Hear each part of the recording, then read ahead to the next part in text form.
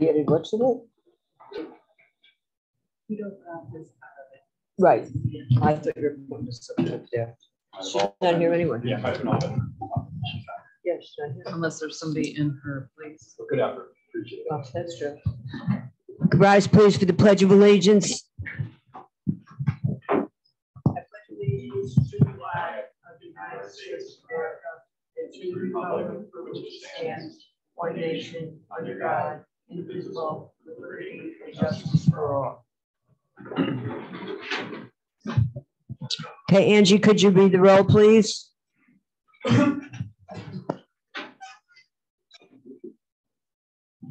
Right. Here. Here. Here. Okay, so we're all present, and now we will have a motion to adopt the meeting minutes from August 3rd meeting. Do we have a motion to adopt? Jack, second. John, all in favor? Aye. Okay, our first case is old business.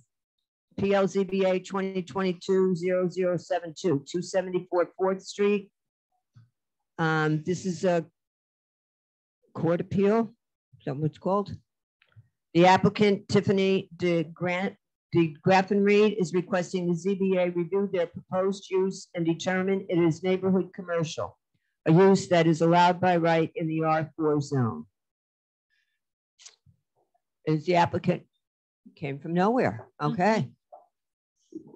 Okay, she's proposing to utilize the storefront as a boutique, requiring a use variance.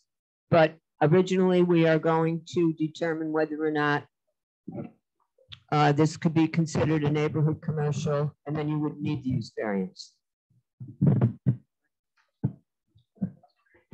Okay, Tiffany, so you want to introduce yourself, state your name and address, and what you want to do? Hi, my name is Tiffany de Graffenried, the owner of Hollywood Essence LLC, 274 4th Street, New York. Like we stated before, we felt like the business qualified as neighborhood commercial. We supply everyday needs of our neighboring community. We do similar items like the other stores, t-shirts, underwear, socks, everyday needs, as well as a variety of other things. And I was speaking, like I said before, I was speaking to Tom from the Chamber of Commerce, and he's the one who brought this to my attention, sent over some photos if you guys like to see that. I have other businesses in the community that do similar things to what we do at 274 4th Street. Also, I sent in the letter that was requested to you guys, so you could read that, I guess, or do I need to supply that? Is that how that works? Yes. So I needed to, pardon me? Do it. Was I supposed to print that out, or because I was told to send the letter? I'm not sure how that goes. Yeah, that's fine. Okay, so in the letter, it just pretty much explains my business, what we do. I sell clothes amongst braiding hair, which you don't need a license for. I do a lot of community outreach, which is had a backpack drive. The neighbor next door, she works for a food pantry. We kind of give free food out every Saturday and things like that. And the neighborhood wants us there, and they help us out with our everyday needs as well. The lady next door who works for the pantry also helps me with part-time work, doing things that I need. Okay, so the first point we have to address is whether or not we feel that you should be considered neighborhood commercial, in which event you would not need the use variance. Okay. And that's what you're expecting us to do. Okay, yes. First of all, right? Yes. Okay.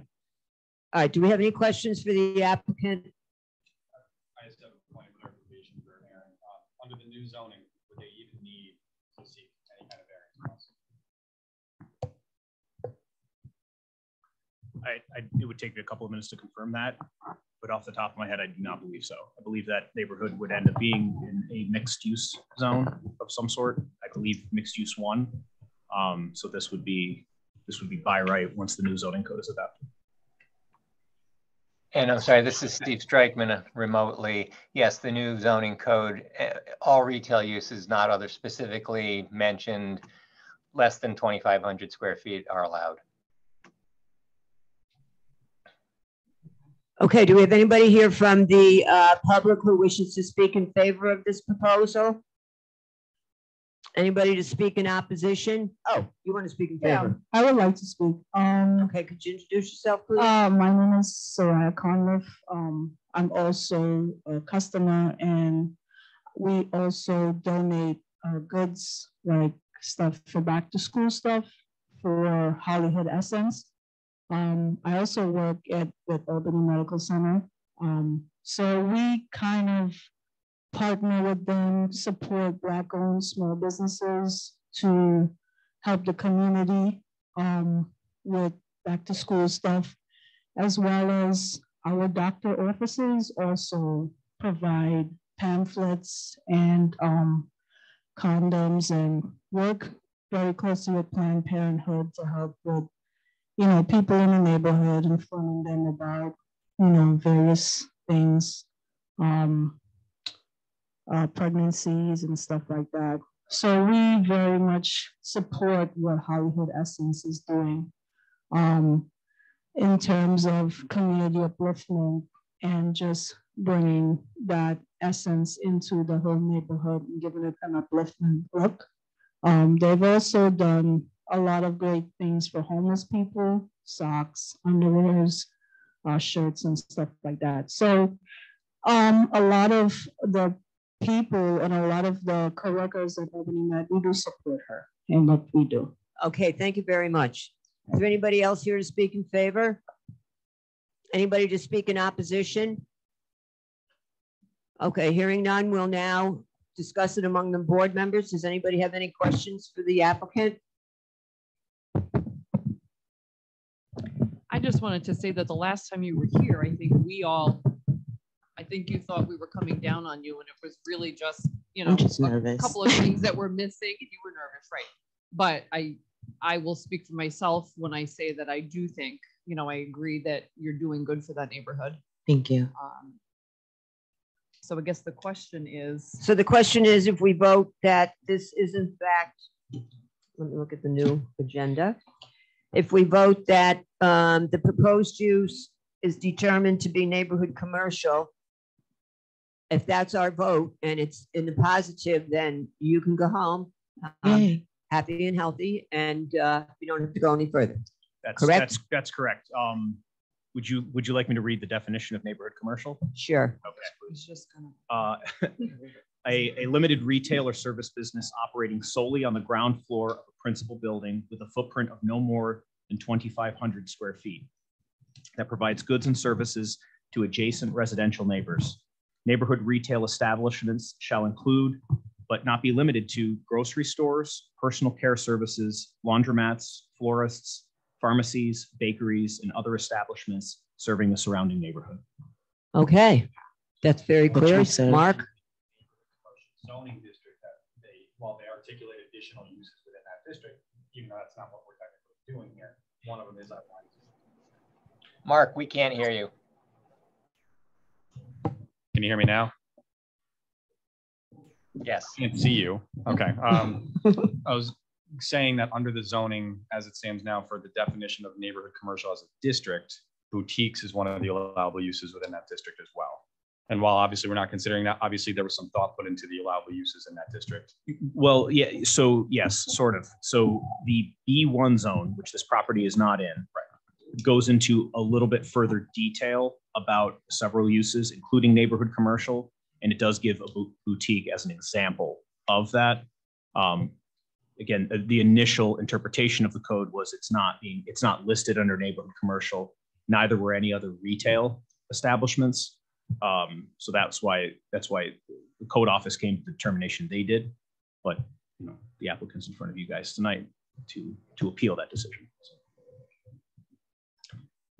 Okay, if no one else has any further questions, should we take a vote on whether or not we feel that this is a neighborhood commercial venture? And It shall go no further than that. Yes, I would make a motion to modify the interpretation made by the city at this point to include the uses that are before us by the applicant. As a zoning board, we do have a fair amount of discretion in making those interpretations, and I feel that you've made a compelling case for the work that you do does fall within the definition of what should be a neighborhood commercial. Okay, do we have a second on that motion? I'll second. Katie McLaren seconds, and on the motion, Jack McCann, John Normile, I vote to approve. Kathy Conroy, I vote to approve, Katie McLaren, I vote to approve. and Mark Palazzi. Yes. Okay, so there you go. Congratulations. Thank you. One last thing. Tom Okay, told me to now, come mention. on. I'm sorry about the fee. Yeah. Oh, the fee. Yeah. Oh, I He read told me that to mention somewhere. that. Yeah. Yeah, right, We don't have any right. control over that. I think Okay. that's Because something. he that- said residential was 400 and commercials 200. I paid 400. Yeah, I would take that up with Angie. Yes, and then she'll tell you where to Okay, go, like sounds good. call her tomorrow. Call her tomorrow. Figuring Okay, out- thank Yeah. you. So I'm all done. I don't have to come back. Right, you don't Thank have you to so come back much. here. Go home and you. sell your products.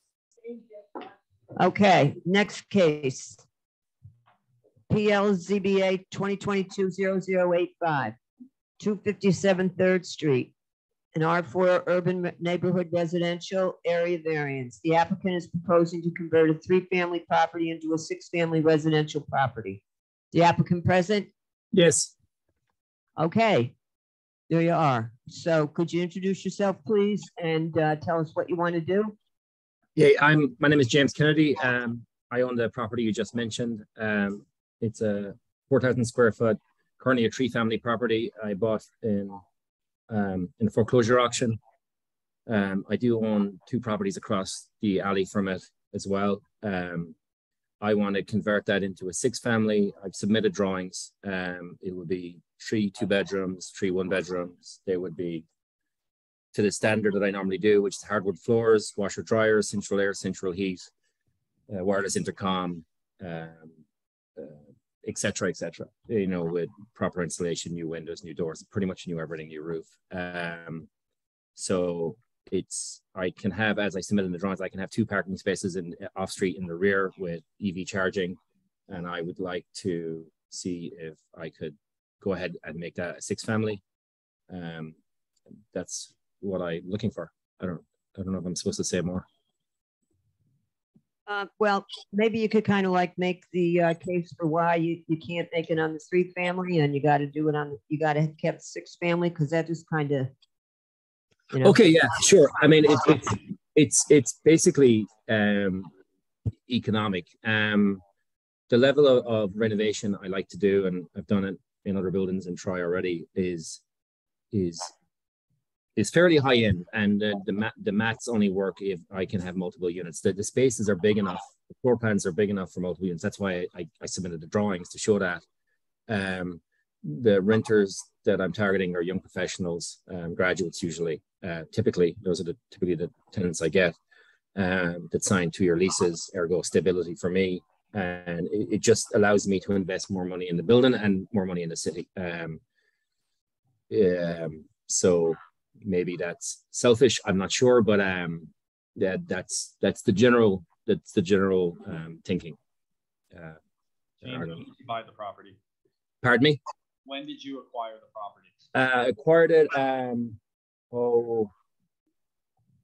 earlier this year, I think. Actually, I'm trying to recall. I want to say early June. No,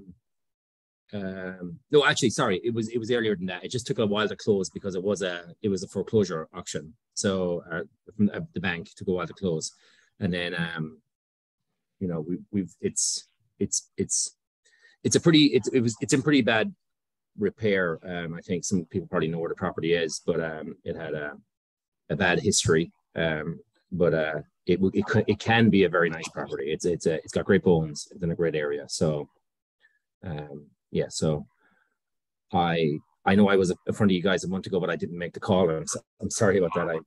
I had a conflict with work. But yeah, that's the general plan. How many bedrooms are in each? So the the two bedrooms, which are to the rear, but there are 6 bedrooms total. And then there's 3 1-bedrooms to the front. So the total bedrooms is 9 bedrooms, which is the same as what there is there right now. It's just 3 3-bedroom apartments. This would be 9 bedrooms, but instead of 3 bathrooms, it would be 6 bathrooms. Instead of 3 kitchens, there would be 6 kitchens. James, in your application, under the question where it asks you why this is not a self-created hardship, you indicate it's not self-created because it reflects a need for better quality housing in Troy. Yeah, I mean, sorry. Yeah, I mean, it is self-created. I'm sorry to say that. I mean, sure, of course it is. I mean, I don't know if hardship. Is it a hardship? I'm not sure. It's just. I guess it's maths. You know, I don't know. Sorry, I'm not. I don't know if I'm saying the right things, but it's a large unit that can be more efficiently used, and to deliver a better quality product. That's really what it is. Yeah, I mean, I have a few buildings in Troy now, and it's always been let's do it better. I've seen some units that are not done that way. You know, so that's I think it's a great town, and that's what I want to keep on doing. So. So basically, you're saying that you did say the bedroom number stays the same. The bedroom number is the same, and I am adding 2 off-street parking spots. And charging stations. I thought that was cool. Yeah, charging stations. So that you're going to see me do that a lot in the next couple of months. I have 242nd Street that has a large car park, so which is directly across the alley. So I could, if asked, supply more parking spaces because it's across Franklin.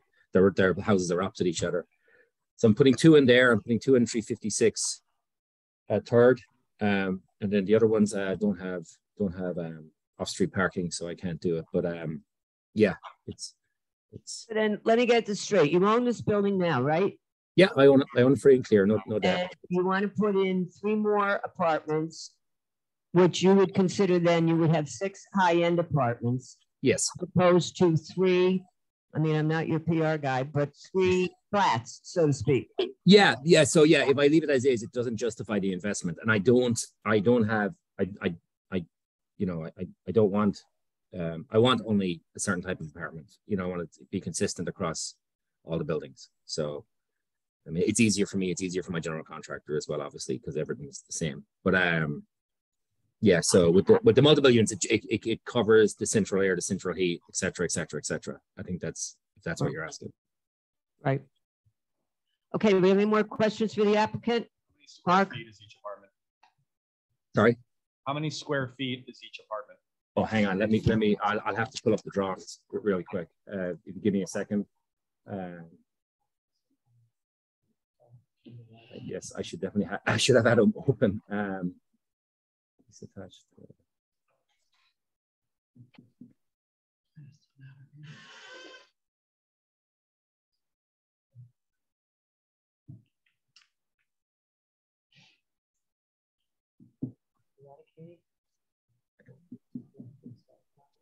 I'm just trying to see it.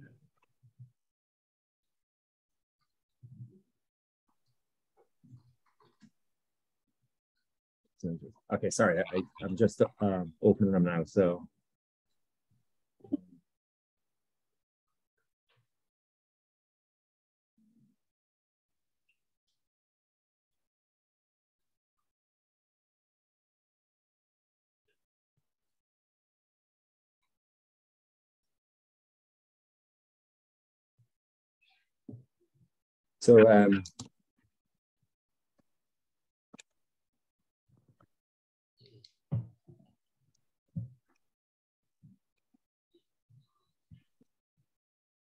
So it looks like it's very roughly speaking, and I can share the plans again. It looks like roughly speaking, the 1 bedroom is am I doing the maths right?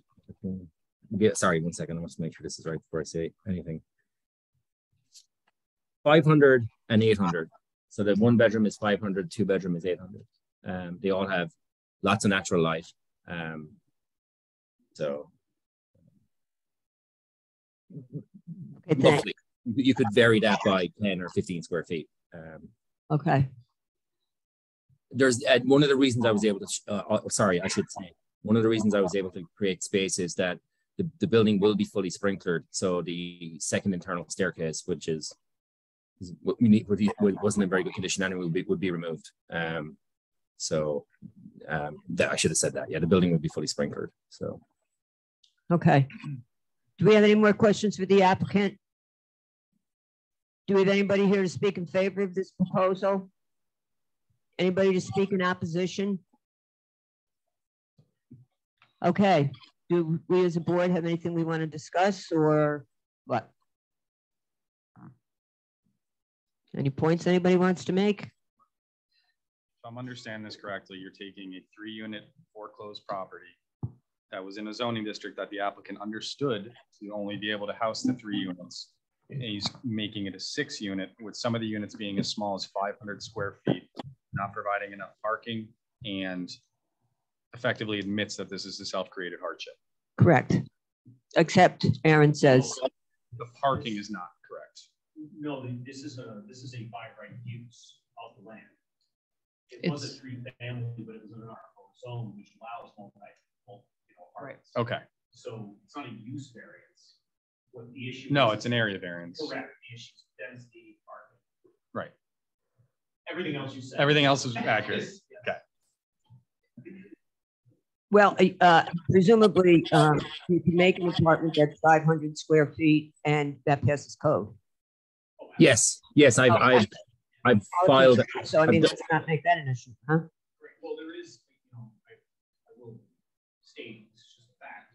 The building code recently changed, which requires sprinklers on a building of this size, whether it's 3 units or 6 units. Those sprinklers are required. Now, only vacant, enough of the building is being renovated by this project, so that is required. Sorry, just I'm putting sprinklers in all my buildings. I think. Right, he said, yeah, that's what Aaron's saying. Yeah, that's not. I'm not. Not doing us a favor. You got it. Yeah, and I'm also taking out the lead pipes and redoing the water supply. So I mean, it's just things that are best practice. Whether it's code or not, it's best practice, right? So. Right. So I have a question about the lot area, the lot width. Those are already fixed, right? I mean, he's not changing. He's not changing the layout of the lot. The reason why he needs to seek these area variances is because the way our code is currently written, the lot width is a function, the required lot width is a function of the number of units. So by adding units to the building, he would need, his lot, which cannot get larger, would need to be code compliant. So he does need those variances. And sorry, a question there. Is that pertaining to parking or? No, it was the lot width and the lot area. Gotcha. John or Jack, do you have anything you'd like to add or say? Okay. So then, shall we vote? Does anybody like to make a motion, or Katie, do you have something you'd like to add?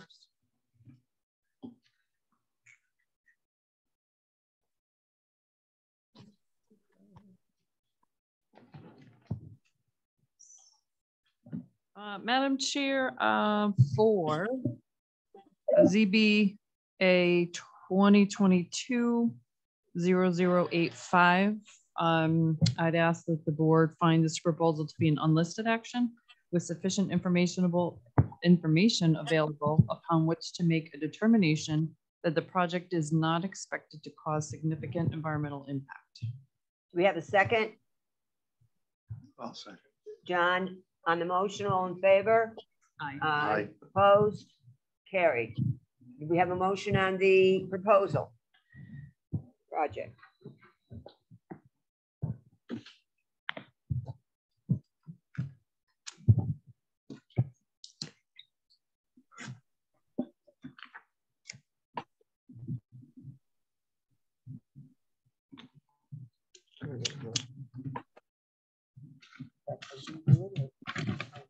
Yeah. Madam Chair, for PLZBA 2022-0085, I would make a positive motion to approve the use variances. Area. Area variances. I'm looking at it, same use. The first one for the maximum density allowed. For the minimum lot area, for the minimum lot width, and for the parking spaces.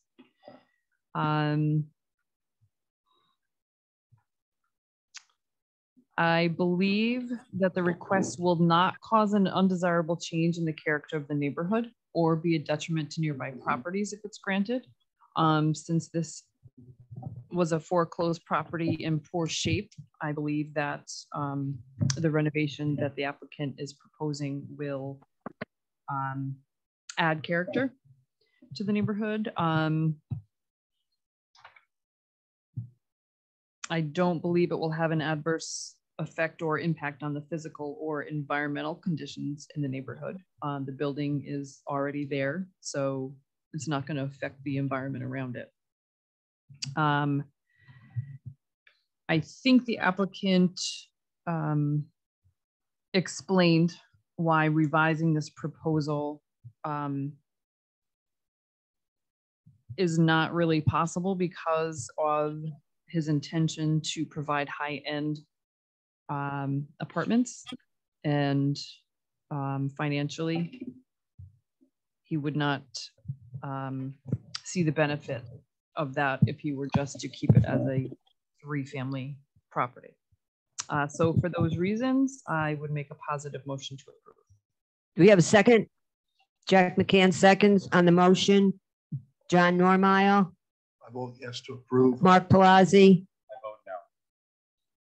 Kathy Conroy, I vote yes. I would just like to say that on the face of it, I would say 3-family to 6, ooh, not a good idea. But for the fact that you are taking 3 flats and making them into 6, as you would put it, high-end apartments, I think that that could only be a positive effect on the neighborhood. So my vote is yes. And Jack McCann. And Katie McLaren. I vote yes. Okay, so you have 4 yeses, 1 no. Congratulations. You can move ahead. Thank you, guys. And I'm happy to share the drawings and invite you guys to watch the progress at any time or visit any other buildings. I've said the same. I have nothing to hide. Thank you. Thank you. Okay, our next case. PLZBA 2022-0090, 898 2nd Avenue, an area variance. The applicant, Troy Realty Partners LLC, is proposing to construct a well now facility. The following variances are requested: minimum front setback and minimum side setback. Is the applicant present? Yes. There you are. Nick Costa from Advanced Engineering and Survey. And also with me tonight is Jared George. We are representing Troy Realty Partners, who have this proposal, and we were in front of the Planning Commission. However, we need those 2 area variances to move forward with the Planning Commission. And basically the lot that is there has been historically occupied by 2 buildings. One building at the corner of 126th and 2nd Avenue, and another building just up the hill on 126th Street that recently burnt down. So that building is gone. There is a building that remains, and we're proposing to build a well now facility that's approximately 3,500 square feet. And we're proposing to place that generally in the same location as the existing building. Obviously, the existing building is going to get raised and demolished and removed. And the existing lot is getting expanded because the one now will require parking, and there's been an agreement with the Hannaford supermarket that owns the adjacent parking lot, which is seldom used, if ever used. And there will be parking provided for the well now, and the lot will actually be expanded. So there'll be a lot line adjustment as part of the site plan proposal. But what we're looking for is the area variances. This is a corner lot, and the current setback in this zone can't be met by the existing lot. The 100-foot would put it all the way back to the rear parking lot, and basically it's not even on the existing lot. So there's no physical way of complying with the requirement for the setback. And it is a corner lot, so it would have to have 100 foot on each side. So that's the request for those two variances, and we're here to answer any questions you may have, or try to answer any question you may have. Okay. Does anybody from the board have any questions for the applicant at this moment? Pardon me, I did. John, go ahead. You mentioned a lot line adjustment. Yes. Excuse me. So what that will do is make the current parking lot that's associated with Hannaford part of this property? A portion of it. Oh, a portion. A portion of it, yeah. There's a dark line. I think that Aaron is moving the pointer, and it's labeled proposed lot line adjustment. Yes, thank you, Aaron. And that portion would be added to the existing lot. The existing lot is about 1/4 of an acre, and it would actually increase to almost 30,000 square feet, which is 3/4 of an acre. So, and those parking spaces that are labeled 12 and 13 would become for clients of the new building that would be built that's labeled as a tenant space. But you can see how close the building is being kept to the property line that's on 126th Street. And it's a little further back from the existing building from Second Avenue. And that's basically because that property line has an angle point. So we had to push it back. And there is some elevation difference between the sidewalk along Second Avenue and the rear of the site. So we needed some room to be able to get into the building. Okay. If I could, in speaking with council, I think we may want to amend the request that's being made here, and we might be able to simplify these variances, which are both setback variances. We may be able to simplify the request a little bit here. This is a corner lot, so we could actually consider both property lines along 126th and along Second Avenue as being front yard setbacks. Yes. Right. Which again, in the not R3, B3 zone in the city, the front setback is 100 feet, right? Essentially, the zone was created to allow for developments like Price Chopper, Hannaford, and things like that, right? Where all the parking would be in the front yard, the building would be set back, elevated a little bit and kind of give you that look. All of these small lots in the B3 zone would run into the same issue. I think not too long ago, Steph Pettit from Old Daily was in with a very similar, I mean, her building takes up the entire lot, right? And you need 25-foot side yard, 50-foot rear, 100, you need a big lot to accommodate those setbacks. So in this case, instead of considering one of these the front, one the side, we consider both the front. And essentially what the applicant is here for is a fairly significant front yard setback variance, right? Mm-hmm. Instead of having 100 feet from Second Avenue or from 126th Street, They have 1.4 feet from 126 That's correct. and 11.1 feet from the Second Avenue side. So one variance being granted this evening for a front yard setback could accommodate this project. One of the things I was curious if the applicant could do is, do you think there's a possibility that the building could slide some distance away from the 126th Street line? You have 1.4 feet. Yeah. Could you make it 5? Could you make it 8? We'll take a look at that, Aaron. One of the, as you can see, we're fairly tight with the parking spaces, the two-way access, and the little bit of space there's there. And then there is a little strip of green space that we have between the sidewalk and the building. We could take a look at maybe getting a little bit more. I'm not sure we're going to make 5, Aaron, but we certainly can take a look and increase that 1.4. So then again, the applicant, if they received a variance for a relief of 98 feet from the front yard setback, that would allow the building to be situated more or less the way it is, right? They'd have 2 feet from this line and some amount more than that from this line. But again, with a variance of 98 feet, They have or a relief of 98 feet, they would be allowed to do that, right? That building could get closer to Second Avenue, but it can't for practical matters. Right. Isn't the building that's in that spot now is literally right on the sidewalk? Yes. Yeah. Yes. But they need the variance because they're removing that building and building, a new structure. So.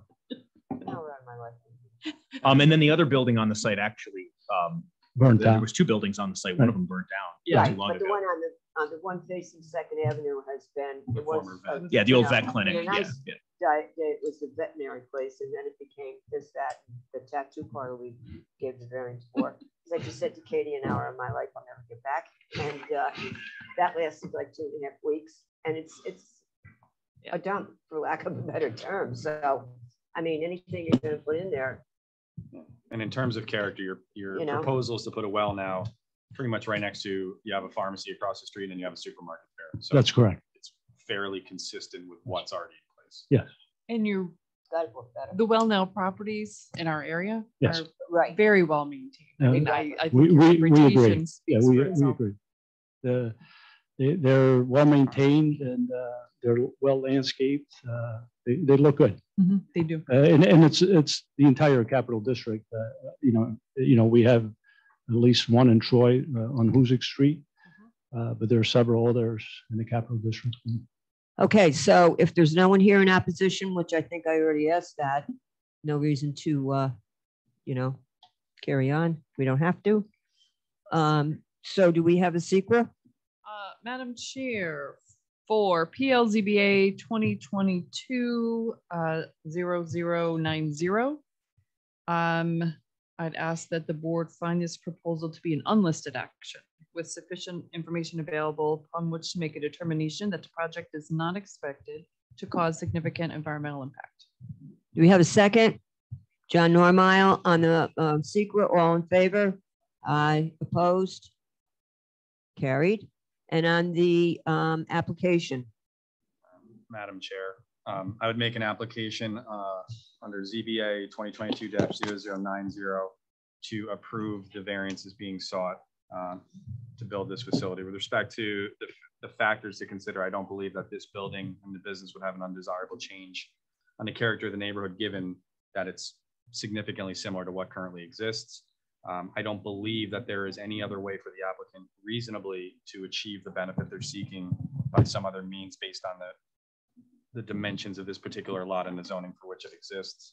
And while some may consider this variance to be substantial, I think substantial needs to be evaluated in light of all of the other factors and the lot and the characteristics of the neighborhood. So I don't view this as a substantial variance.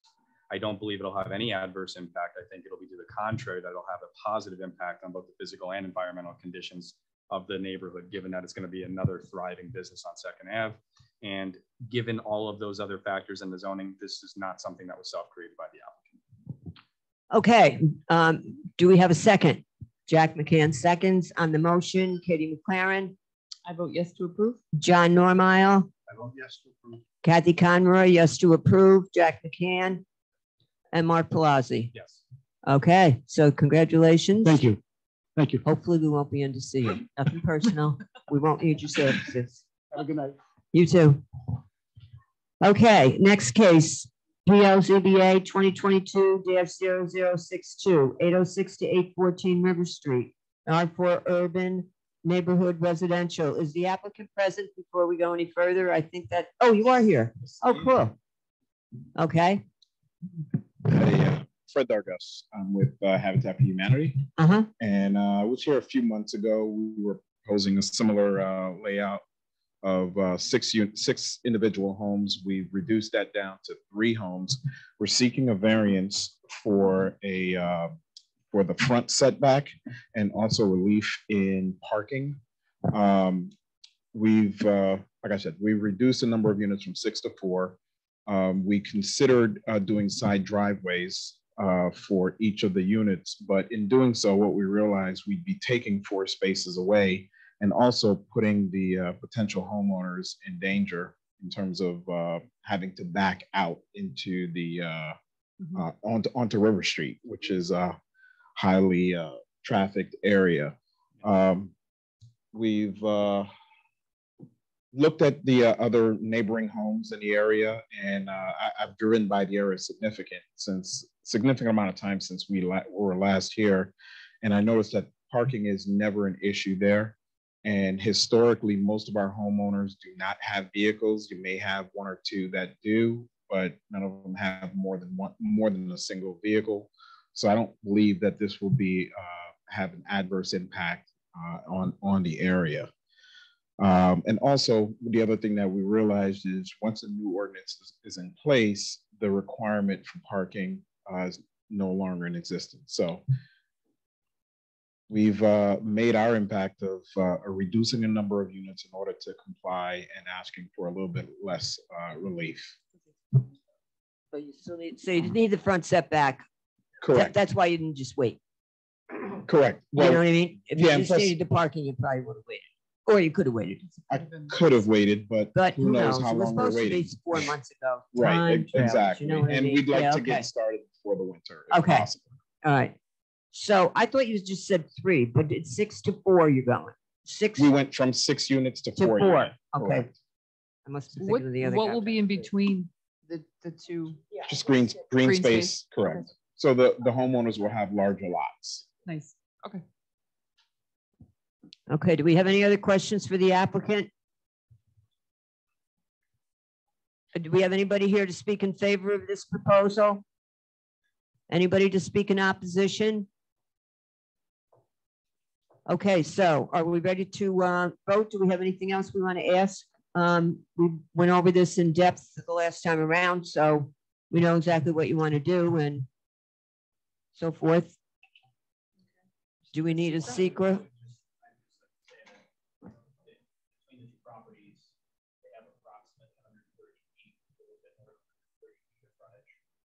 Accommodate not all of the 8 required spaces, but it would require about 6 spaces on the street, 6 to 7 on the street, just in front of the property. So Right. There would be space, but even though there tend to have. I was going to say, or at the most they had one. So that would be On the 4 street, cars. right. Yeah, but there is a lot of on the street. I've noticed that a lot when I drive by there. Katie, you going in with the Yes. secret?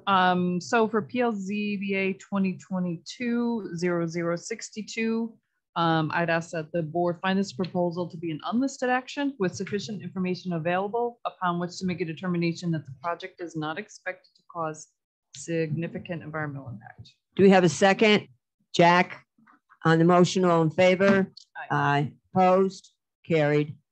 And on the application, do we have a motion? John, we'll make the Madam Chair, motion. I'd like to make a motion in regards to PLZBA 2022-0062. It would be a motion to approve the area variance based on everything we've heard this evening and what was presented at prior meetings. The variance will not create an undesirable change in the character of the neighborhood or be a detriment to nearby properties if it is granted. This is going to be an improvement to the property and an improvement in the neighborhood. The variance really can't be achieved by revising the proposal. The variance is not substantial. The setback is in keeping with the character of the neighborhood as it is now. And also, as we've discussed tonight in regards to parking, and as we've discussed previously, in that neighborhood, most properties don't have dedicated parking. Finally, the variance will not have an adverse impact or effect on the physical or environmental conditions of the neighborhood. As I said before, this is going to be an improvement to the property and an improvement to the neighborhood. And the variance is not self-created based on the size of the lots and the conditions in that neighborhood. For all those reasons, I'm making a motion to approve. We have a second. Jack McCann seconds on the motion. Katie McLaren. I vote yes to approve. Mark Palazzi. Yes. Kathy Conroy, yes to approve. Jack McCann. John Normile. Well, yes to approve. Okay, there you go. Good luck. Okay, thank you. Yep. Next case. Yeah. PLZBA 2022-0089, 1011 Second Avenue, planned development. We need area variances. The sequel was already completed by the City Council as the lead agency. The applicant, Kevin Vandenberg, on behalf of the owner, Starlight Development LLC, is proposing to construct 3 multifamily apartment buildings on vacant land. Variances requested are maximum density and maximum building height. Madam Chairman, before the applicant begins, I just want to note that I'm going to recuse myself from the consideration of this application. Reasons being, I perceive there to be a personal conflict of interest with myself and the applicant, and in the interest of maintaining the integrity of this board and making sure that the applicant does receive a fair and impartial evaluation of his application, I'm going to recuse. Okay. Did you throw your pen at me? Am I permitted to stay as long as I'm not asking questions? Yeah, you can stay as long as you don't participate. Okay, go ahead. The applicant, introduce yourself, please, and tell us what you want to do. Sure. Thank you. Good evening. My name is Brian Ostrow with Environmental Design Partnership. I'm the engineer for the applicant, Kevin Vandenberg, and I'm joined with John Ahern from Cowtoit, the attorney for the applicant. Thank you for your time tonight. This is a project that's been in front of the city numerous times over the last 2 years. The applicant is proposing 231 apartments on the very north end of 2nd Avenue, right on the Troy-Schaghticoke line. We are here tonight for basically 2 area variances, one being height of 10 feet additional from 40 to 50 feet for the size of the height of the proposed apartment buildings, and a density relief of over 8 units per acre. There are some discrepancies in the code in terms of how the densities read. As a matter of fact, numerous applications under the multifamily have been approved in the city of Troy under 21.5 units per acre. That's what the applicant has done himself, actually, on other developments. I know the new zoning is going to fix all that, but that is what the applicant is proposing. So if I might, real briefly, if you're not familiar with this project, then I do have some boards, and I know we have some submitted information, but this is 2nd Avenue. We're proposing 3 apartment buildings on the 10 acres in the city of Troy, as I mentioned, on the north end. All the parking and everything is within the proposed development, has numerous community amenities, kayak launch, docks, multi-use paths, lighted sidewalks that'll connect down to 126th Street. And just for reference, I know we submitted for the height determinations, we submitted some visual simulations that were completed. from different vantage points showing what proposed development would look like. The proposed development was centered as much as it could within the existing property constraints. Obviously, this is a site that has some challenging topography on it in some sections. And we wanted to try to centralize the location of the apartments and maximize their use and maximize green space to do a compact development within that. Try to keep it as far away from the river as appropriate, but also as far away from Second Avenue as we could. And so, as you can see, there were different vantage points that we did visual simulations. Those simulations were done at a 50-foot elevation, which is the height that we're requesting. In addition, in terms of kind of the overall neighborhood and feel, on the left is a picture of the mobile home park that's currently across the street from the proposed development. And as you can see, they clearly exceed 8 units per acre. So from a community standpoint, this is certainly something that's already in existence within the Lansingburg area of Troy, right across the street. We also have an aerial view of the Corliss Park housing, the apartments there, which clearly exceed the density of 8 units per acre. That's located, again, in the Lansingburg section east of our project. And then this is an aerial view of High Point, again, development that was approved without having to get variances at greater than 8 units per acre.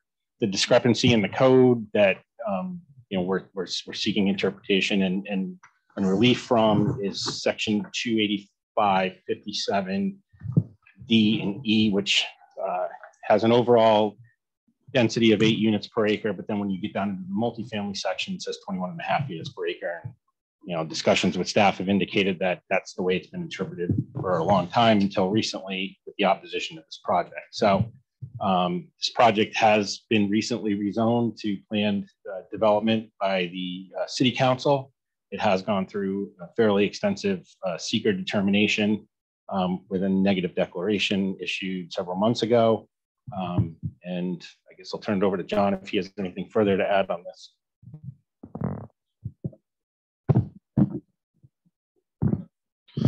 Good evening.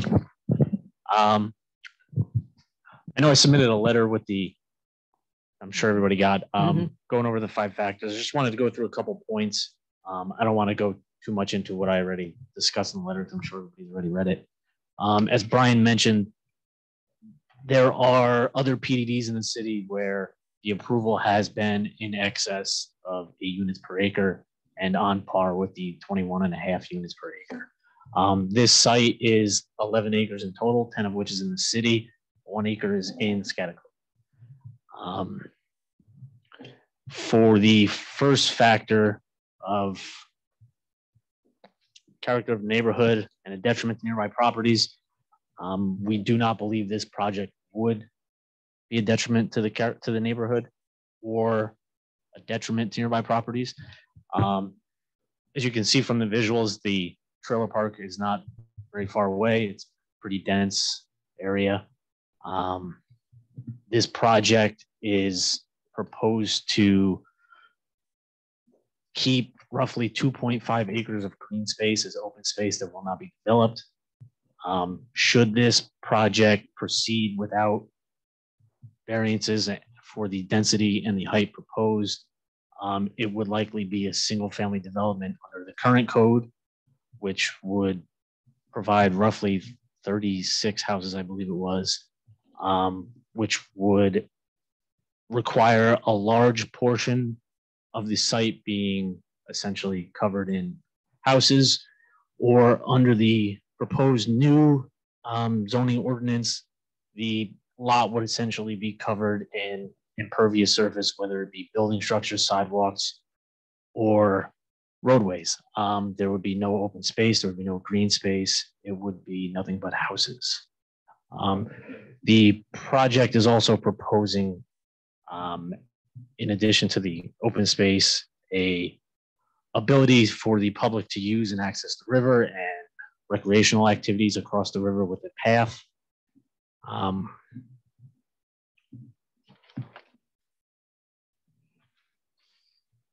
Second factor as to whether the benefit could be achieved by some other feasible method.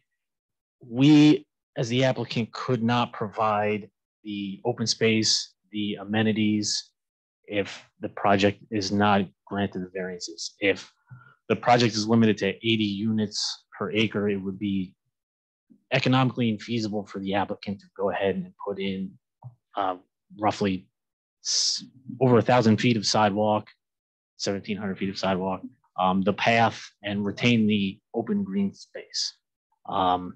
It would again revert back to that single family use where you're losing most of these items. And again, we haven't done the exact calculation, but under the new zoning, there would not be a density limitation, just as single family, not including the PDD. As of right, under single family, there's essentially very minimal yard setbacks. So they would essentially be row houses along 2nd Avenue. As to the substantiality of the variances, we do not believe, based on how this provision of the code has been historically applied, that these variances should be considered substantial. The height is a 10-foot variance, and we are doing that as a way to soften the appearance of the buildings, to give them more of a visual appearance of a residential building rather than a large, tall structure with a flat roof.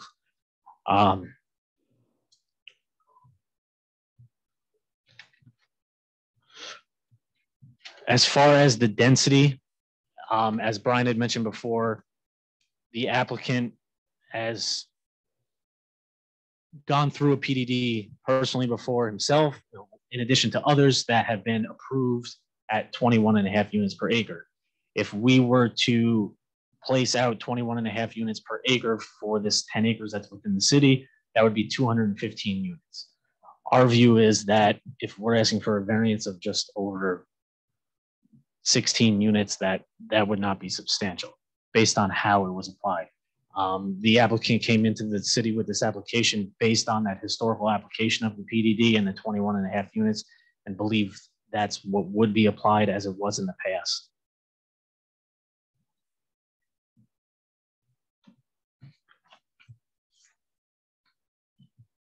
If we were to include the 1 acre that is in Schaghticoke at 21.5 units per acre, we would be entitled to 236.5 units. As to the fourth factor is whether there would be an effect or impact on the physical or environmental conditions of the neighborhood. Again, this city has conducted the secret analysis on this. We went through a very detailed review. The city determined there would be no significant adverse environmental impacts. We also do not believe these variances would change that impact. The variances would not impact the amount of site clearing that would need to be done, the amount of site clearing that would occur. The only thing it would change would be correct. Would be traffic, which was analyzed. Not done to have a detrimental level of service on the surrounding road. And if it were to be single family houses, it would likely be a very similar outcome with cars on under the new zoning versus the current zoning. And again, the current application with the apartment structures would retain a number of green space. As is self-created of the hardship, again, we believe that a majority of the variance requested for density should not be considered self-created based on the historical application of the density for the PDDs at 21.5. Again, if the 21.5 was applied to the 10 acres, it would be 215 units. As to the 10-foot variance for height, we believe that it is self-created in essence, but the applicant is doing it to make a more aesthetically pleasing structure. So if that wasn't granted, the structure would either have to be a flat roof, or we would have to come back with smaller buildings, which would only reduce the amount of green space available. And unless anyone has questions for Brian or I, that's all we have. Does anyone have any questions for the presenters? John?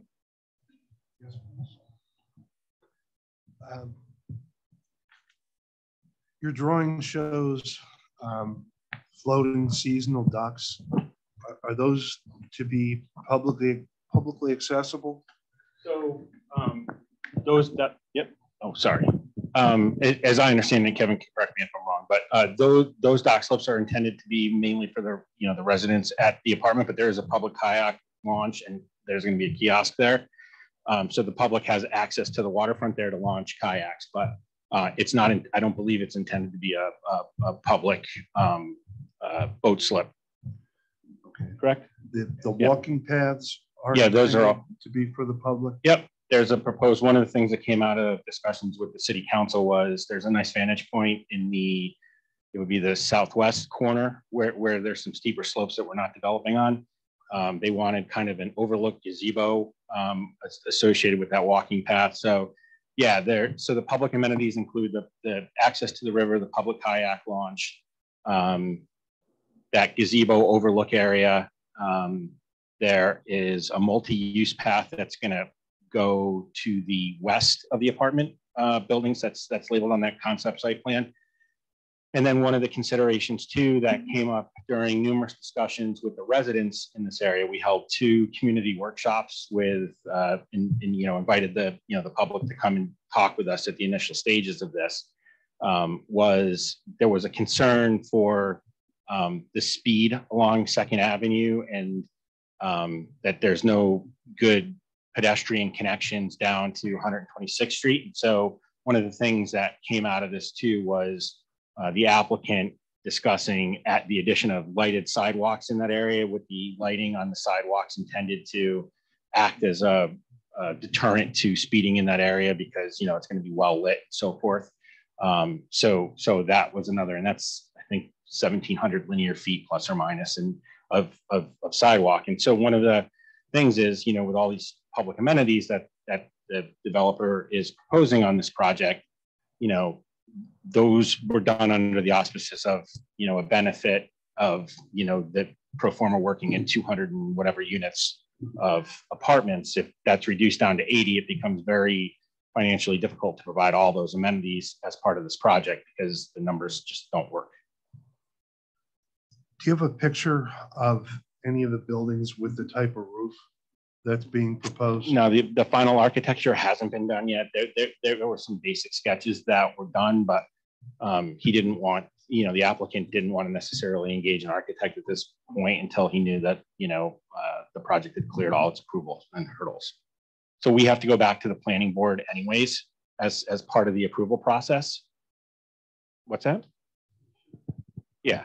So, we have to go back in front of the planning board, whatever the outcome is, even though it's been rezoned, but the planning board will still get a chance to, tweak the site plan and probably discuss some of the architecture at that point as well.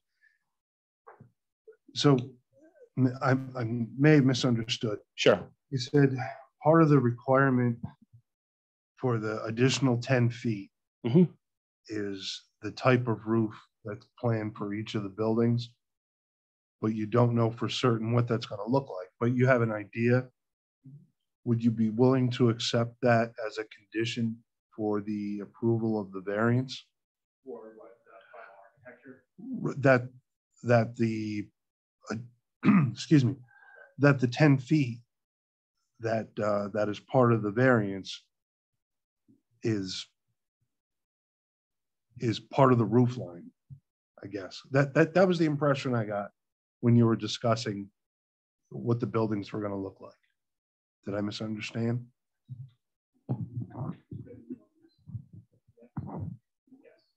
Yes, I misunderstood. Or it's not going to be part of. John, I think your point is you don't want it to be habitable space. That extra 10 feet, you don't want it to be 10 more feet for additional units or something like that. You want it to be part of the roof. Well, I just wanted to be clear that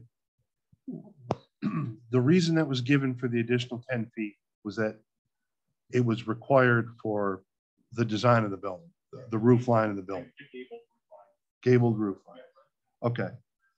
So my question was whether the applicant would accept a condition of the approval that, because the buildings aren't finalized yet, would the applicant accept as a condition of approval that, what is the gabled roof line be used? And that was my question. And I think he said yes. I appreciate that.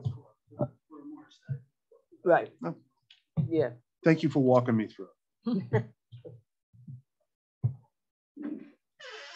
Any other questions? Any other questions from the board at this moment? Jack?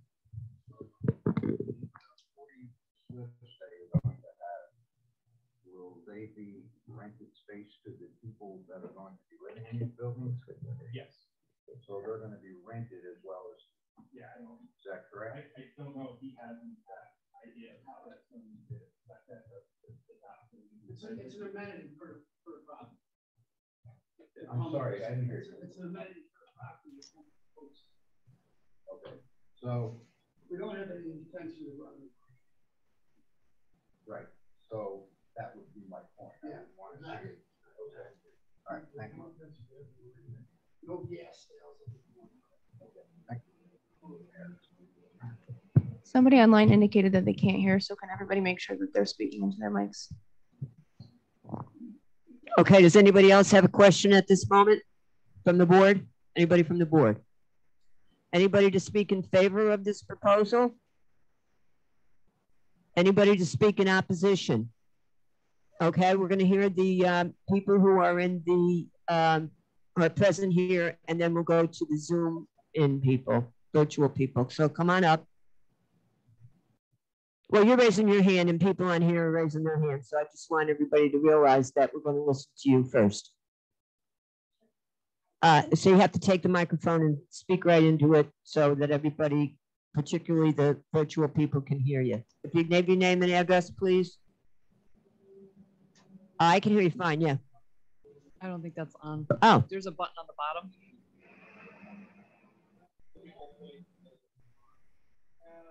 Sorry. Or you could take Elena's. You could just stand over there and use that microphone. You don't have to stand by the podium. Okay, go ahead. Bring the microphone right up to your. How's this? That sounds good so far, so good. All right, thank you. I'm sorry. Name and address, please, for the record. My name is Jessica Bennett. I live at 1011 2nd Avenue. I'm an immediate adjacent homeowner to this site. And in full disclosure, I'm a co-founder of Friends of the Mohican Tuck, which is a grassroots community group formed with the goal of putting this property in preservation for the city of Troy. I wanted to thank you today for your time, and I'm grateful for the opportunity to speak at this meeting.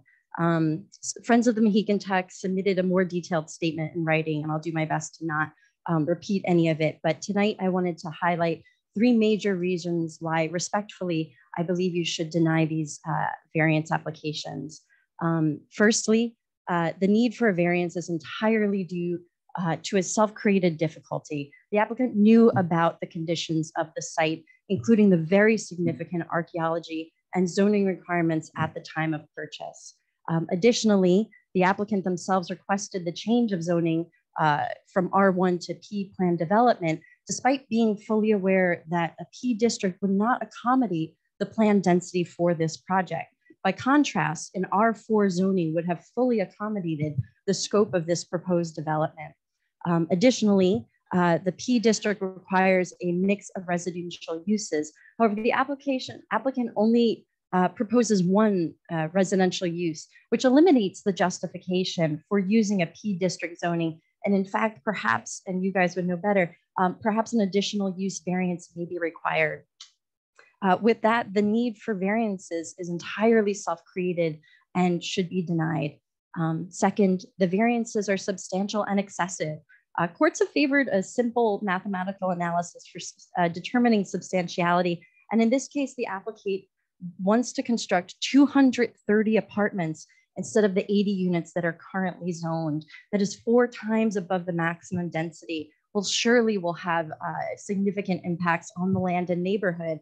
The applicant also proposes, as we just spoke about, a building height of 50 feet or 25% above the allowed height, which is clearly excessive and exceeds commonly applied substantiality thresholds. Third, the applicant themselves has repeatedly presented alternatives to this proposal and has also described them as economically viable, including plans for a single-family housing project that would be readily in line with the allowed uses in a P district. In addition, the construction of 3 apartment buildings, 2 of which would involve construction on archaeologically sensitive areas, would require expensive recovery efforts as part of the construction.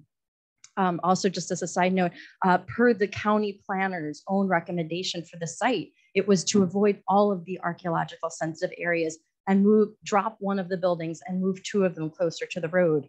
The applicant's old site plans show that one of the buildings, which contained the allowable 80 units, can be constructed in ways that very little is disturbed in that sense.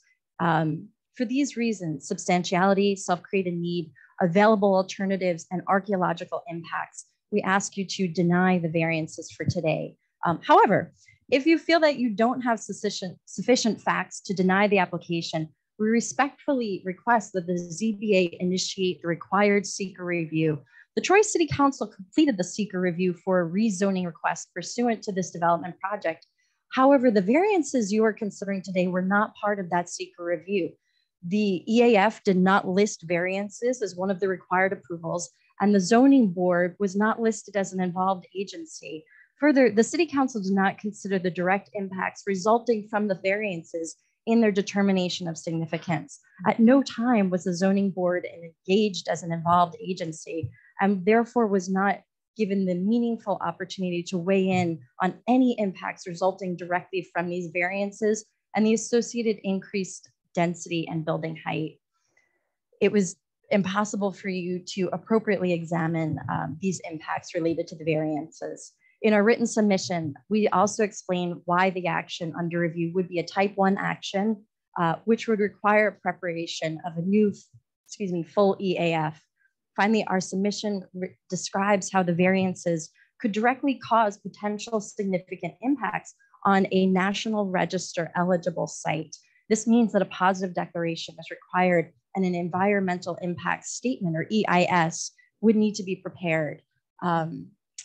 Because of this substantial reasons that I described above, I ask you to deny the application for variances. It's out of place and it would harm the community that this sits in, and it's very historic heritage. And we feel it's substantial and excessive and entirely self-inflicted. However, if you find that the facts before you are insufficient to outright deny this application, we ask you to defer any further decisions until ongoing Article 78 proceedings have concluded, and then initiate the required seeker review in order to consider all facts and likely impacts. Thank you. Thank you very much, Ms. Bennett. Anybody else to speak in opposition?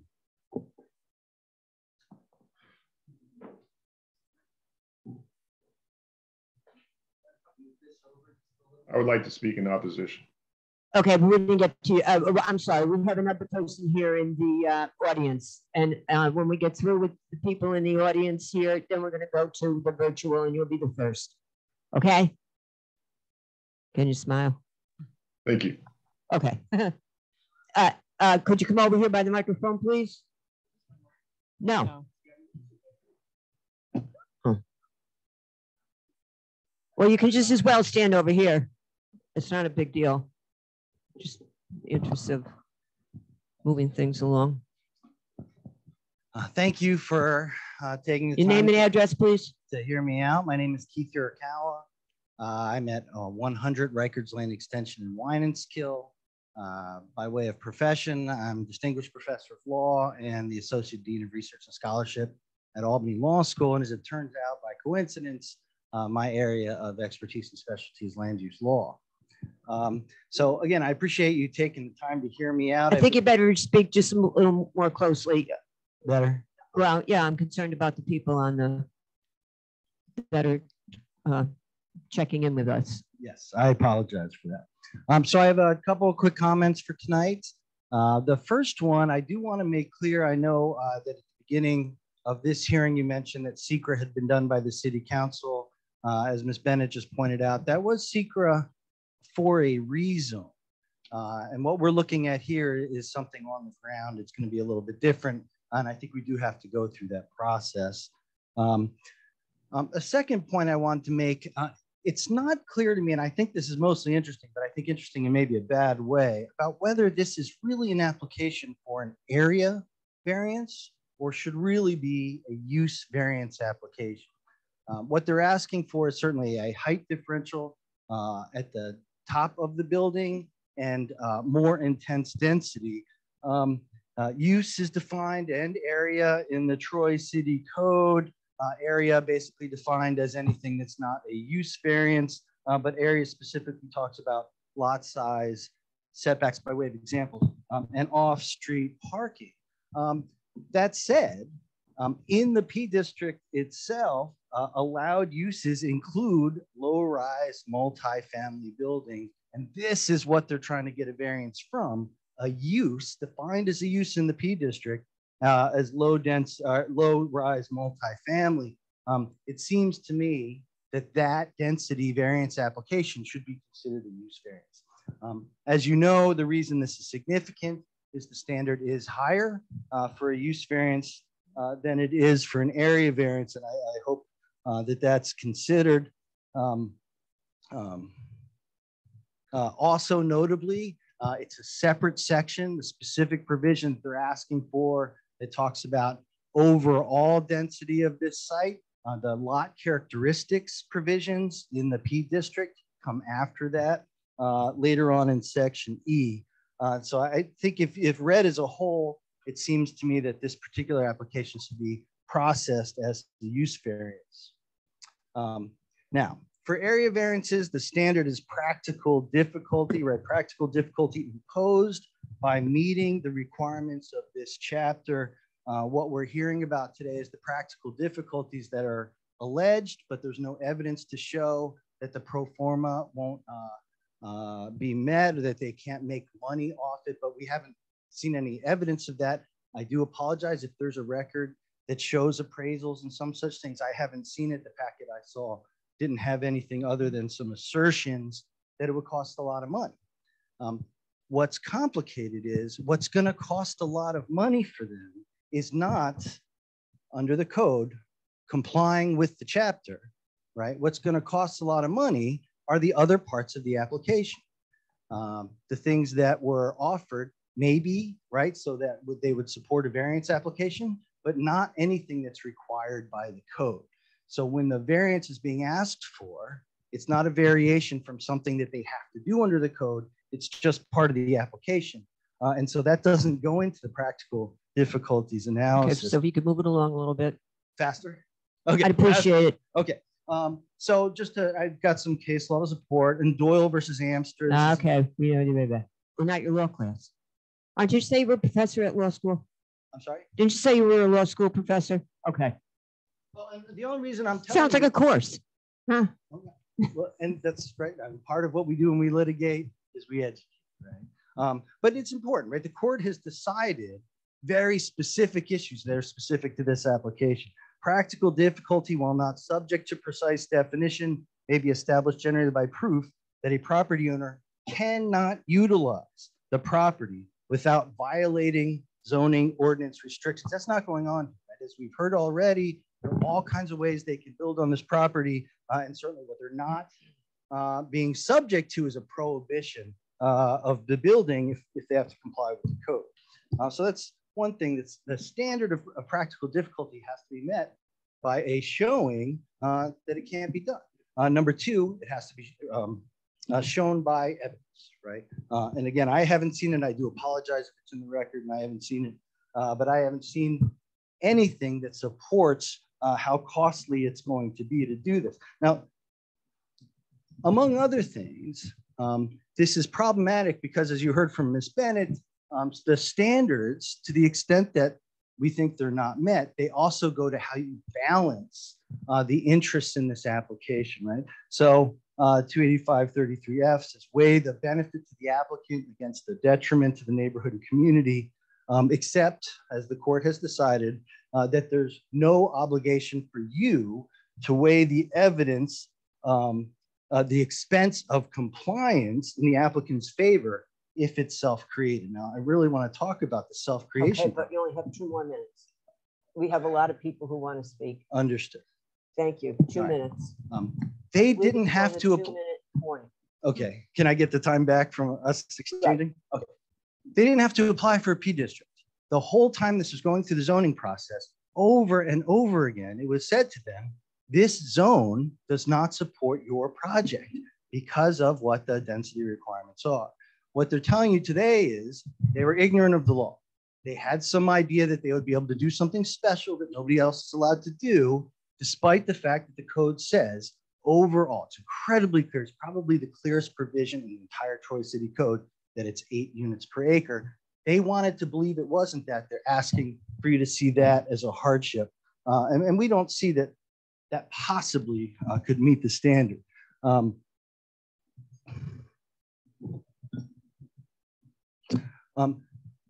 Just again, to support what Ms. Bennett was saying, the court has decided that an increase in density from a variance application of 2 times, even 3 times, that is substantial. That is significant. That's something that tolls against the variance. What we're looking at here are variances that aren't needed just to build, right? They're not needed to comply with the code. This is just something they want, right? It's a profit margin issue, but it's not something that a variance is for. Variances, as you know, are the most extreme thing we do in land use law, right? And what they're supposed to be there for is flexibility when it's too tough to comply with the law.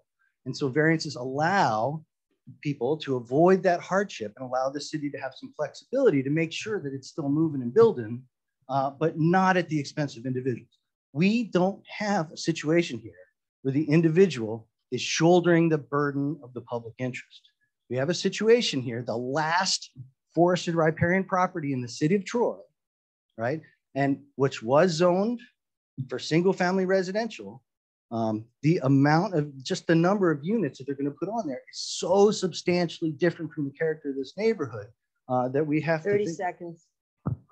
I'll rest there. I do appreciate it. Okay, that would the extra 30 was for our bits and back and forth. Oh, so there you go. I gave it to you. Okay. Next. Anybody else in the? Oops, I'm sorry. Anybody else in present in the room tonight want to speak? Okay, then let's go to the people who are zooming in. Who wants to be first? That doesn't look like, huh? I would like to go first. Oh, that was your screensaver. Okay, then now, okay, go ahead. What's your name, please, and your address, please? My name is Kokos Ramapo, Owl from the Ramapo Muncie Lenape Nation. I'm coming here from Stony Point. Okay. Go ahead.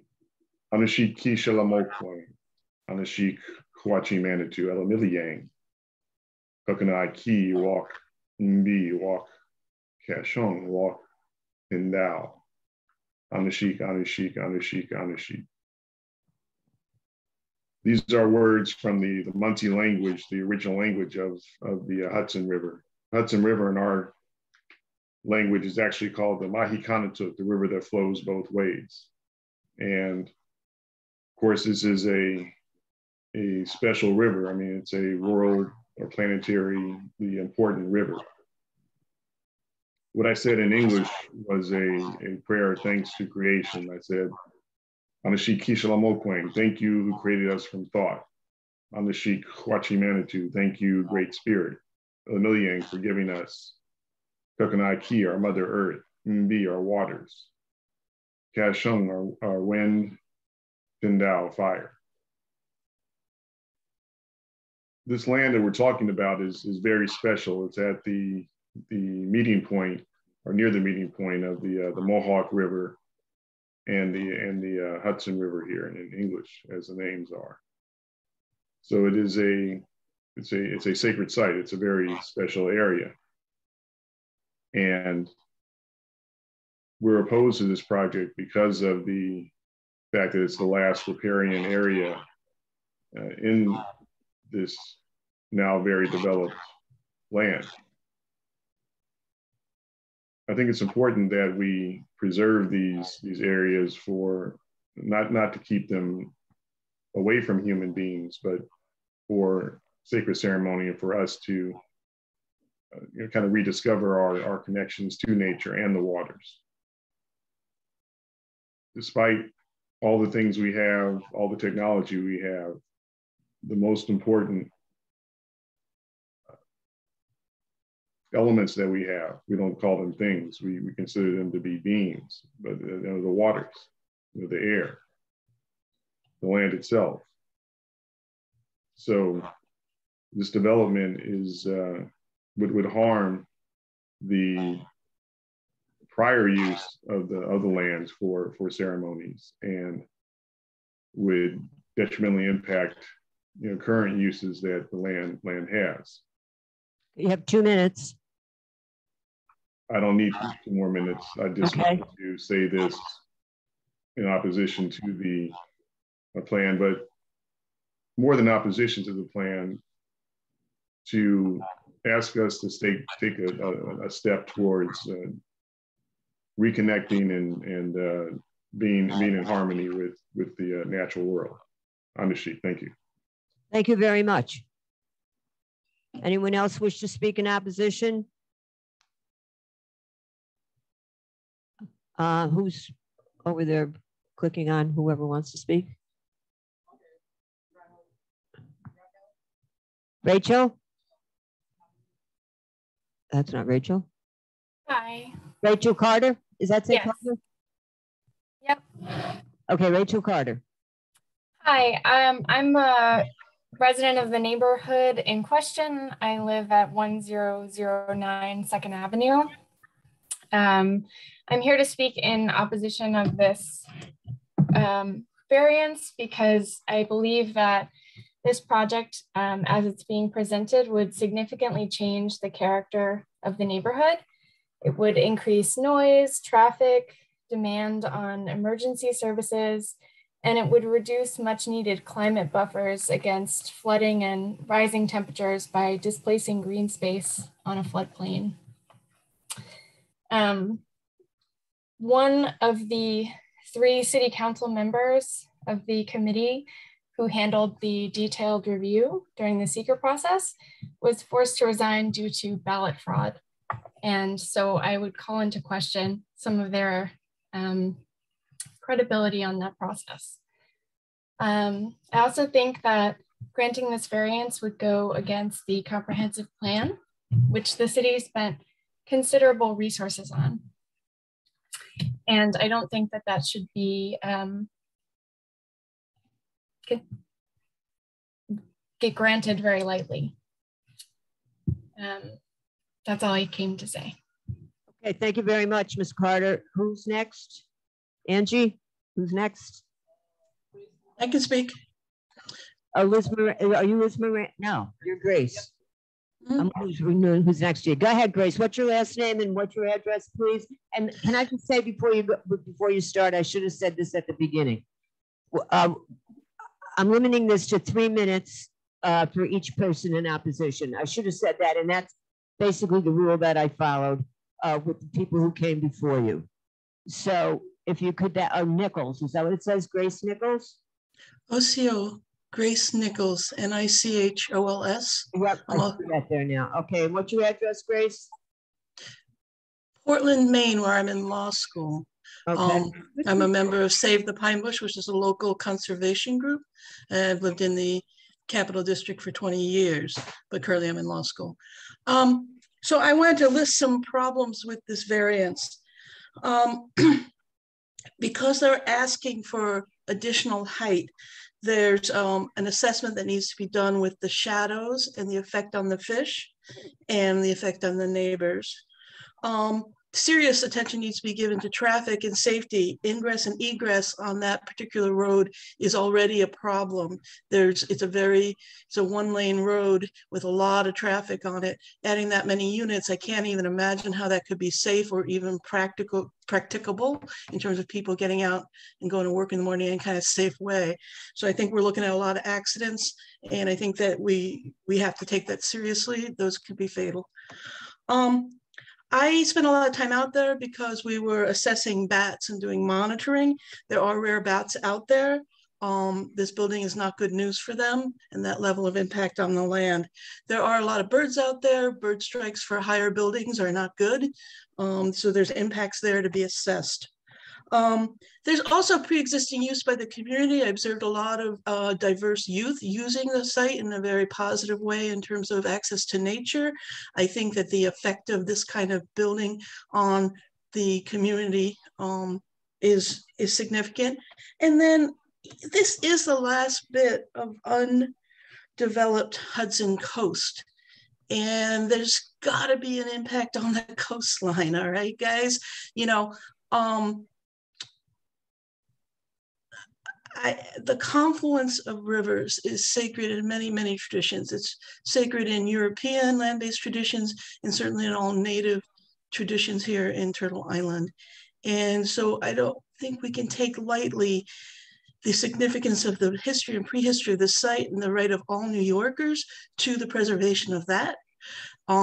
Excuse me, but you have 2 minutes. Okay, so the breaking of prior agreements in order to accommodate overdevelopment and the frank dangerousness of what this is going to do to traffic. Thank you. Okay, thank you very much, Grace. Who's next? Liz. Hi, thank you for the opportunity to provide comment. Your name, address, please, Liz. Yes, my name is Elizabeth Moran, and I live at 52nd Street, Troy, New York. I've been living here for just about 10 years in Troy, not this particular location. I also have just about 10 years professional experience in environmental policy work. You know, obviously many before me have listed out a number of very good reasons why the board should oppose these variances. So to add further, you know, the city has some really important local climate goals, which are important, especially given New York State has really important climate law mandates on the books.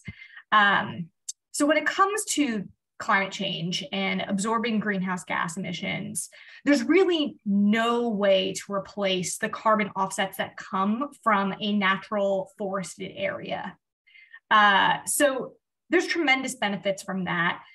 Grace mentioned air quality impacts. We're talking about a really large development here with a lot of vehicle traffic, which will lead to more air emissions for that immediate community in the general area. And to top that all off, you'll be losing a lot of trees that ordinarily would have offset some of that air pollution. Additionally, climate change isn't the only reason we need forested land.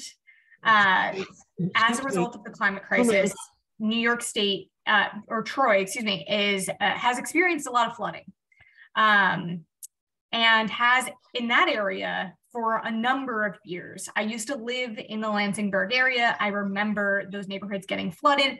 We also have extremely old water infrastructure in the city of Troy. Water main breaks are not unusual things. Water main freezes, not unusual, and that also has led to flooding. So the loss of those trees in that forested area will contribute to sewage overflows, which is already an issue for the city of Troy. We contribute more sewage to the Hudson River than any other capital region city. Additionally, the less forested area you have, the greater the likelihood of flooding in an area where you're already dealing with flooding. Just to give a picture of what just to give you a picture of what sewage overflows look like in the capital region, we contribute just around 1 billion gallons of sewage annually every year to Hudson River. That's not just the city of Troy. Again, the city of Troy is the biggest contributor here. We have the most combined sewage outfalls. So this would be a devastating thing to allow in Troy, especially given the city's own climate goals and the state of New York's. Thank you so much for the opportunity to comment. Please deny this variance. Thank you very much. Who's next? David. Banks. David. Yes, hi, thank you. David Banks, I reside at 46 Bell Avenue. And I am also a lecturer in the Department of Geography and Planning at the University at Albany, SUNY, and I am a 12-year resident of Troy. The variance that Mr. Vandenberg is requesting, I believe to be extreme, and the way that he's gone about doing it is, I would have to say, frankly, kind of bizarre.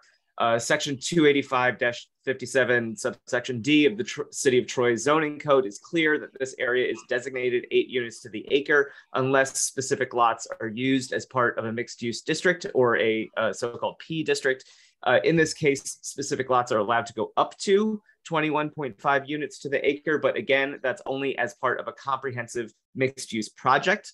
The proposed project in front of you is neither a low-density 8 units to the acre project, nor is it a mixed-use facility. To use the P district designation and then request additional variances above it to effectively make the conditions of an R4 zoned area is self-inflicted. It is also, as I stated to the City Council last May, literal textbook spot zoning. Our comprehensive plan, as the Zoning Board of Appeals, you must know, clearly designates that area, this area as R1, and does so explicitly because of its natural characteristics as a floodplain due to its proximity to the Hudson River. There are multiple places in the comprehensive plan that respects low density neighborhoods, considers the state of the city after the impacts of climate change, and demands a seeker process that for this project was not properly conducted. The comprehensive plan also makes explicit reference to preservation of nature and culture. This is the last undeveloped forest on the Hudson, and it is a National Register eligible archaeological site because it has artifacts that date back to 3000 BC. Troy, and of course, there are Article 78 proceedings currently pending challenging this as spot zoning. So as a zoning board, I respectfully ask that you recognize that granting these variances would obviate the time, money, and trust, specifically the trust that went into our comprehensive plan that is only 4 years old. Therefore, I am asking you to deny these variances. Thank you very much for your time. Thank you very much, David. Next. Hello. Okay, Sarah, if you introduce yourself for the record and tell us your address, please. Good evening. My name is Sarah Bachinger. I live up in Round Lake, but I was born in Troy and lived in Troy throughout my life. And I'm calling this evening tonight as a co-founder of Friends of the Mohegan Tuck. Thank you so much for the opportunity to come and speak before you today, and I truly appreciate your time and consideration. As you likely expect, I'm going to speak about the request for the 2 area variances for the 2nd Avenue apartment project at 1011 2nd Avenue. In my statement, I'd like to ask you to please reject this application. We submitted a letter that explains in detail why we think the application must be rejected, and I won't go over all of those points tonight.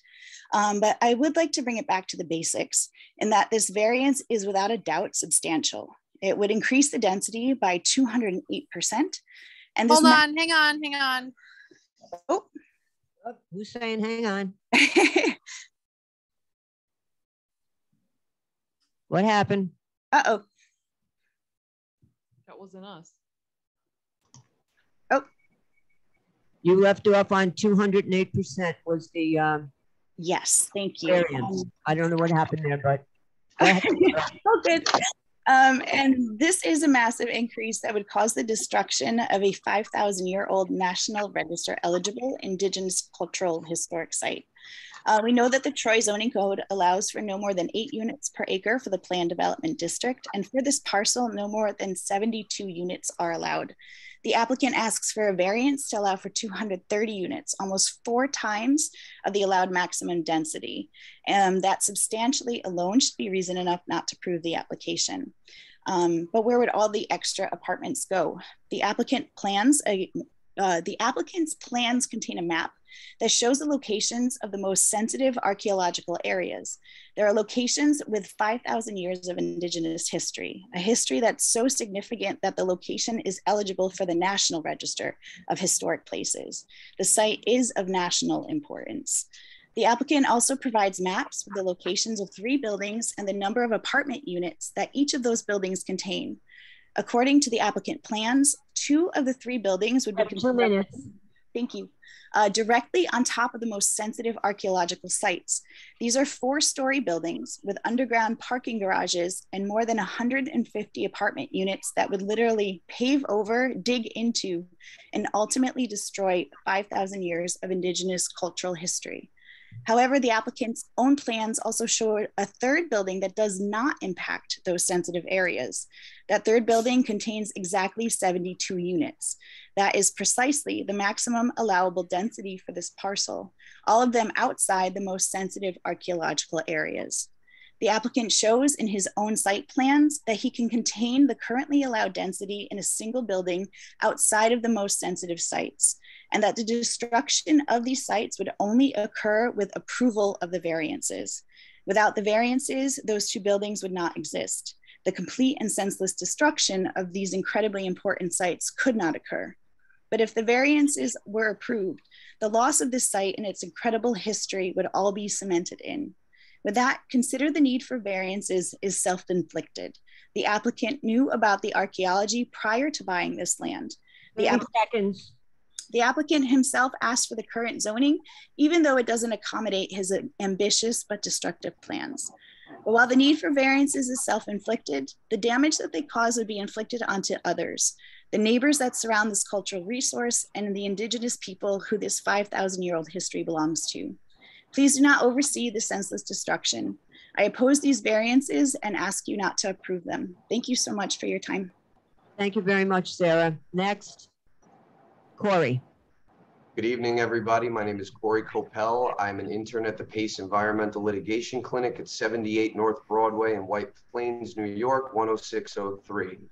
I'm here today on behalf of the Friends of the Mohican Tuck and in support of those citizens of Troy who do not agree with the proposed variances for the parcel at 1011 2nd Avenue. As I know you're all well aware, there are several reasons why we believe the proposed variances should be denied, including, but not limited to, the possible invalidation of the City Council's negative declaration and rezoning decision, the requirement of a full and proper environmental review by the City of Troy ZBA pursuant to the New York State Seeker Act, that the rezoning constitutes illegal spot zoning, and that the variances, for lack of a better phrase, fly wildly in the face of a variety of reasonable zoning regulations that the City of Troy has long observed. Additionally, I would like to highlight for the board that the plans for the development, as proposed, unreasonably and substantially exceed the Troy City Code requirements that a P-plan development district have a relatively low unit density per acre, and very strongly suggest that these districts be mixed use. The code goes so far as to set a bright line limit of 8 units per acre and provides characteristics for 3 separate residential uses, as well as recreational uses. These facts add to the argument that illegal spot zoning is occurring here because the code transparently illustrates what the character of P-plan development districts are to be within the City of Troy. It is clear that this proposed development follows neither the community plan nor the character of the community.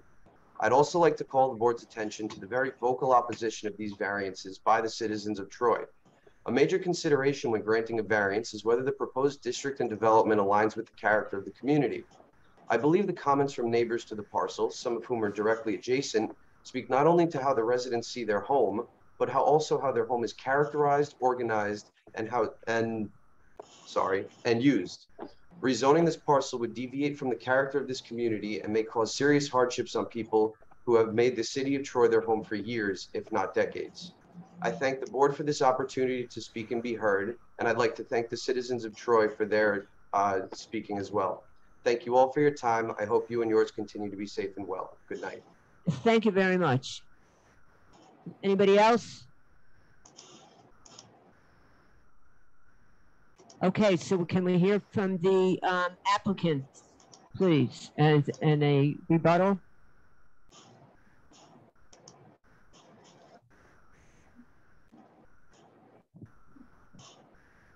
Thank you. I'll try to be brief. I know it's getting late. The P district does not require mixed use. That is incorrect. The ZBA does not need to reconduct seeker because the ZBA was noticed for seeker. The assertion that it was not is incorrect. The city council did notice the zoning board of appeals that this was a coordinated review under seeker for type 1 action. The city council reviewed the possibility of the applicant requesting these area variances, and it is expressly written in to the neg deck. The assertion that a use variance is required is, to put it politely, flatly incorrect. Residential is the use. Multifamily residential is permitted in the P district. Area variances are clearly, as defined by the courts, a variance for a numeric value. Density and height are clearly a variation of those numeric thresholds.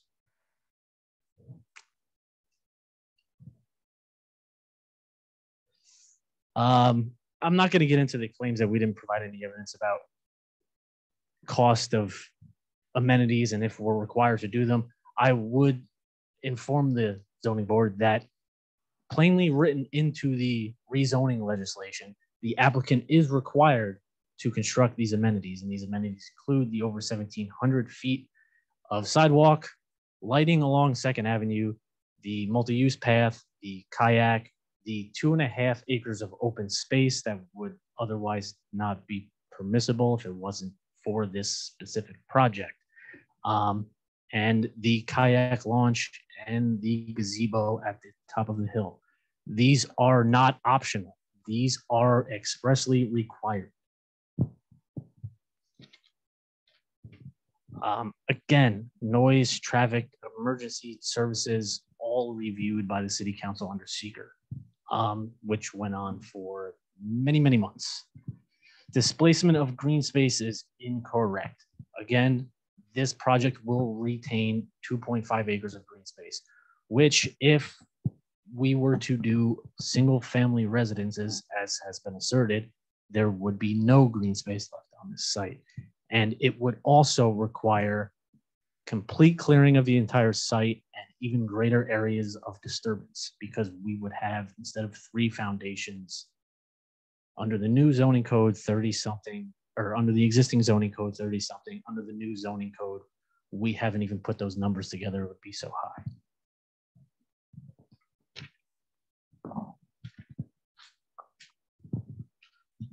I think I covered the loss of tree issues, sewage overflows and flooding. We are not developing within the floodplain. That assertion is incorrect. EDP, the project engineer, has put together a sewer and stormwater design, which was reviewed by the city council. And among those things, we talked about how the project will likely reduce stormwater issues in this area and the sewer overflows as a result, because, as Aaron could probably more correctly explain and get into better detail, the city has a combined wastewater and stormwater system, which if you get too much rainwater, you get overflows. The project will be retaining the stormwater on the site and dealing with it, addressing with it, instead of sending it to the street. We are not permitted to destroy archaeological resources. That is not allowed.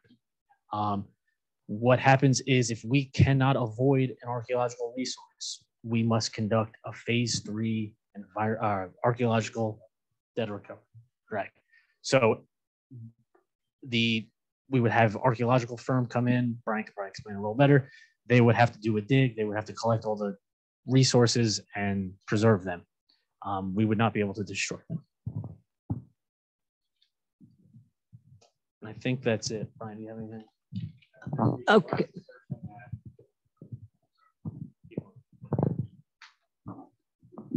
Sure, and I would just remind, there was a lot of conversation about the public using this land. This is private property. And while people made assertions that it's being used for youth enhancement activities, it's also been a place where people have disposed of stuff and partied and done things in the woods. So, I understand the opposition's contention that, it is undeveloped, and that is true, but it's private property. So, someone, the applicant in this case, does have the right to develop that property. It's privately owned. Thanks. Okay, thank you very much. Okay. Does anybody from the board have any further questions, comments, observations?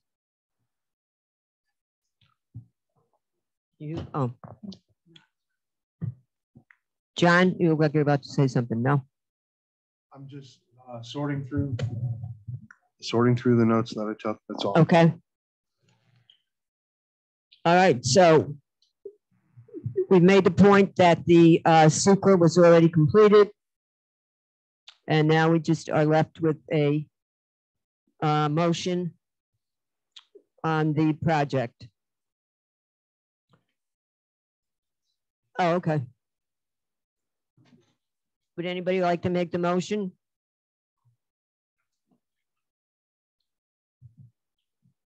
Or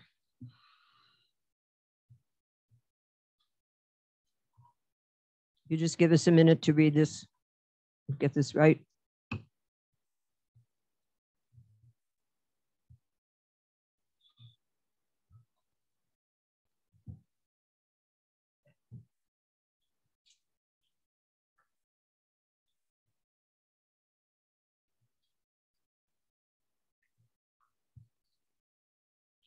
Okay, I'll make the motion. Let me get my agenda.